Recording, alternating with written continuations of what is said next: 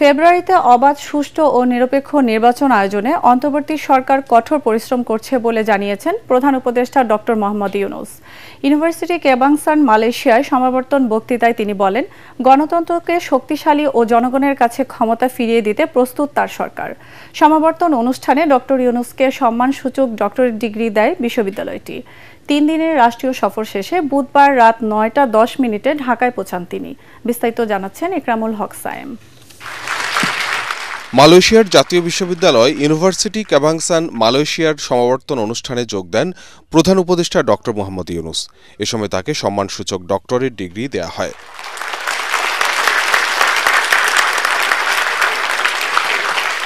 পরে বক্তৃতায় জুলাই গণ অভ্যুত্থান নতুন বাংলাদেশ গঠনের পথ খুলে দিয়েছে উল্লেখ করে তিনি ন্যায়ভিত্তিক শাসন, অন্তর্ভুক্তিমূলক অর্থনীতি ও সমান সুযোগের দেশ গড়ে তোলার অঙ্গীকার করেন। Today we are working to build a new Bangladesh. Our government is focused on ensuring peace and stability. We are committed to strengthening democracy and giving power back to the rightful owners, the people of the country. Reforms are our top priority. We have a clear goal, a detailed plan, and a strong determination to move forward,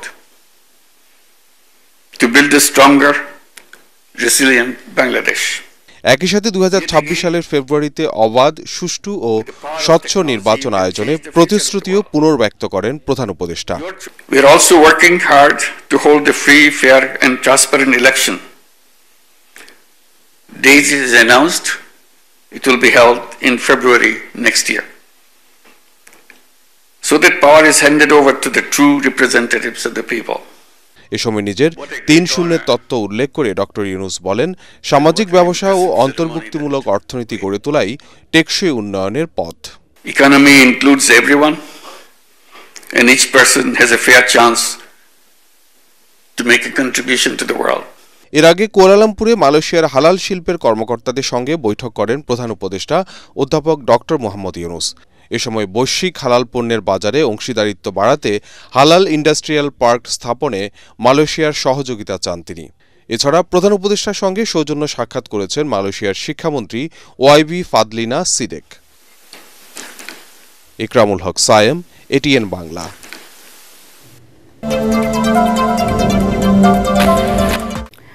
জনগণ এখন নির্বাচনমুখী, ধমক দিয়ে vote বানচাল করা যাবে না বলে হুঁশিয়ারি দিয়েছেন বিএনপির নীতি নির্ধারকরা।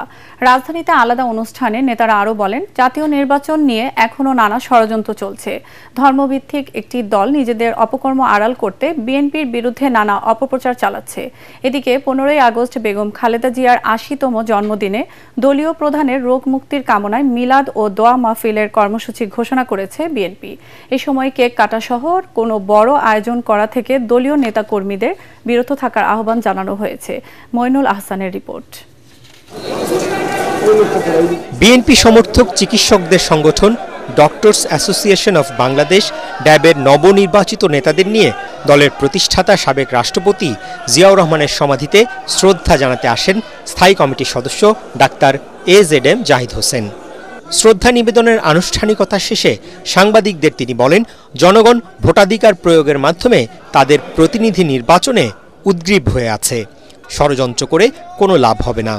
সরকারের একটি অংশ, সেই অংশের পক্ষ থেকে কেউ কেউ যখন বলেন নির্বাচন এটা না করলে হতে দিব না, ওটা না করলে হতে দিব না, আবার গণতন্ত্রের কথা বলবেন, কোনো অবস্থাতেই যারা পেছনের দরজা দিয়ে ক্ষমতার স্বাদ গ্রহণ করার জন্য চিন্তা ভাবনা করছেন তারাই হয়তো পিআর পদ্ধতির কথা বলে থাকেন। আমাদের এখন দায়িত্ব হচ্ছে সবাইকে সাথে নিয়ে আগামীতে এমন একটি জাতীয় নির্বাচনের পরিবেশ সৃষ্টি করা যেখানে মানুষ নির্বিঘ্নে তার ভোটাধিকার প্রয়োগ করতে পারবে। জনগণ বেছে নেবে তার প্রতিনিধি কে হবে। আমি আহ্বান জানাবো, আপনাদের কর্মসূচি নিয়ে মাঠে থাকেন, ধমক দিয়ে থামিয়ে রাখা যাবে না নির্বাচনী অভিযাত্রাকে।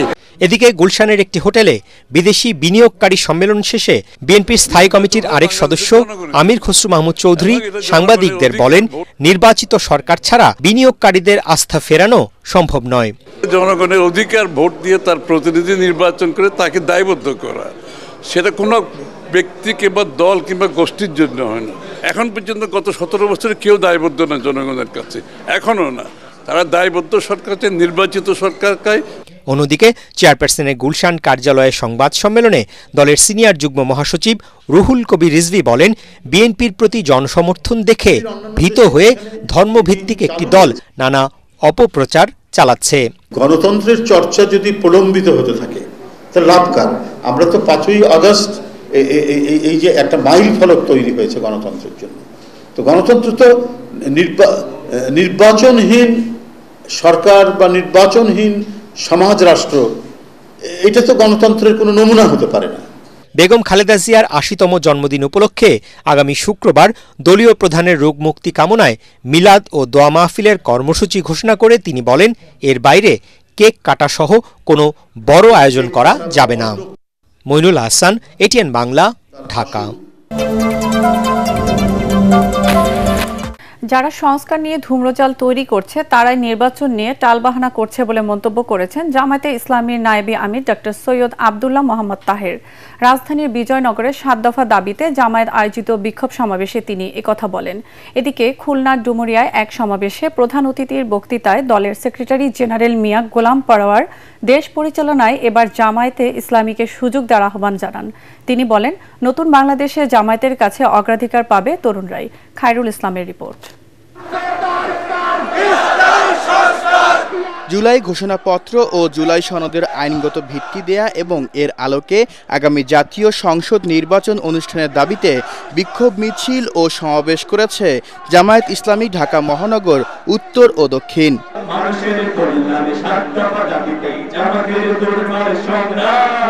রাজধানীর বিজয়নগরের সমাবেশস্থলে অংশ নেন ঢাকা মহানগরের বিভিন্ন থানা ওয়ার্ডের কয়েক হাজার নেতাকর্মীরা। এ সময় জামায়াতের নেতৃবৃন্দরা বলেন, সরকার কোনো রাজনৈতিক দলের প্রতি আনুগত্য দেখালে জনগণকে সাথে নিয়ে কঠোর আন্দোলন গড়ে তোলা হবে।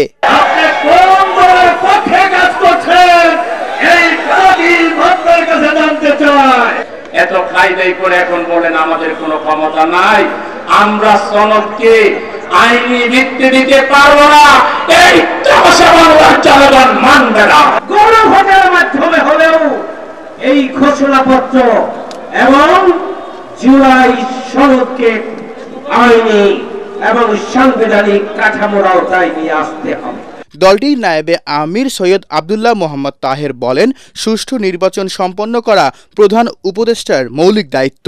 নির্বাচন সুষ্ঠু এবং জনগণের পার্টিসিপেশনে উৎসবমুখর নির্বাচন চাই।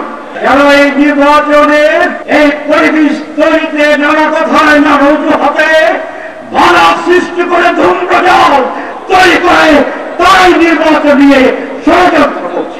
এদিকে খুলনায় এক সমাবেশে জামায়াতের সেক্রেটারি জেনারেল মিয়া গোলাম পরোয়ার বলেন, আগামীতে দেশ পরিচালনা করার সুযোগ পেলে সবার আগে তরুণদের প্রাধান্য দেবে জামাত। জামাত ইসলামের কাছে যুবকরাই হবে প্রথম অগ্রাধিকার, তাদেরই চাকরি হবে, তারা লেখাপড়া শিখবে, তারা দেশ গড়বে, তারা চাঁদাবাজ অন্যায়ের বিরুদ্ধে প্রতিরোধ করবে।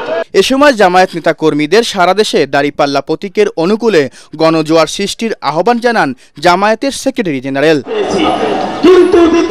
খায়রুল ইসলাম, এটিএন বাংলা, ঢাকা।